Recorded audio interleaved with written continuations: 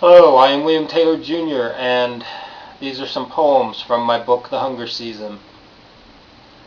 The piss and sweat of all of those who came before. The day is stillborn, unwieldy and collapsing beneath its own weight. The blue sky, just something else made for other people, something else we can't afford. And the bus seat smell of the piss and the sweat of all of those who came before. On a day when you know you shouldn't drink, but do. What with the world always demanding we choose between life and death, when we're much more inclined towards something in between. Songs for the Lost. Today you wake to find your loneliness has grown teeth and become bigger than the sky. To find the center has gone, and all that remains are fragments, brittle shards of boredom and pain. Your fragile beauty and sad brown eyes are no defense against newspaper headlines and telephones that refuse to ring. Hope is cast aside like a $2 scratcher that didn't win, like a Christmas tree on a January street, on an afternoon spent breaking mirrors and pouring drinks you told yourself you wouldn't have, and playing that record again and again, the one with the lonely man who plays guitar and sings songs for the lost, because that's all he knows to do. Where you find meaning. Where you find meaning is your own business, as long as it keeps you alive another day. And beauty, too, is yours to define, the sacred carrot to hang in front of yourself, to keep you moving when you might otherwise be still, to make death work at least a bit for its filthy prize. The same fire. With any luck, we are given equal amounts of days and nights, light and darkness, sun and rain. We are given our share of bone, blood, and skin. It's what we do with them that makes the difference.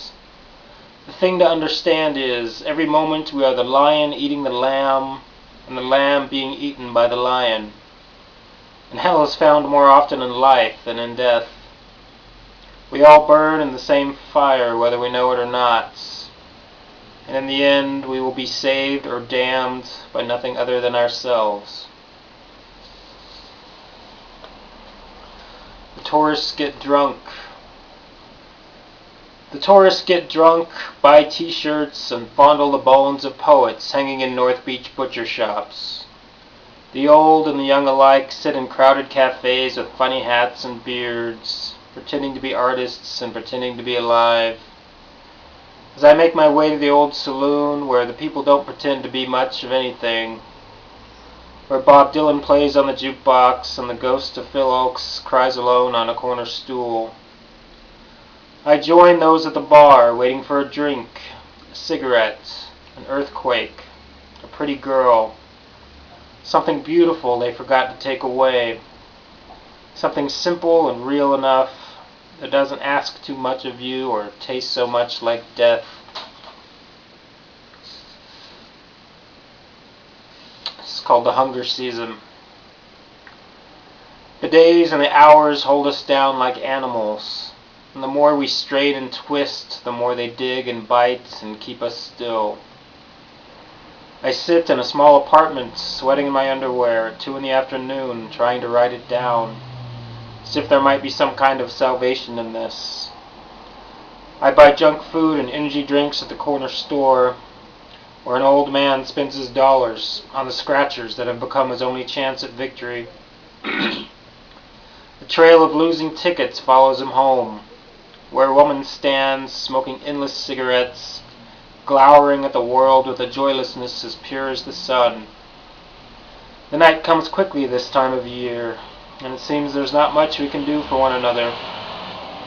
An old couple sit on a metal bench with plastic bags of rice and crumbs of bread for the multitudes of pigeons. And if you ask, they might tell you it helps a bit to sate the hunger of a fellow creature when you can do nothing for your own.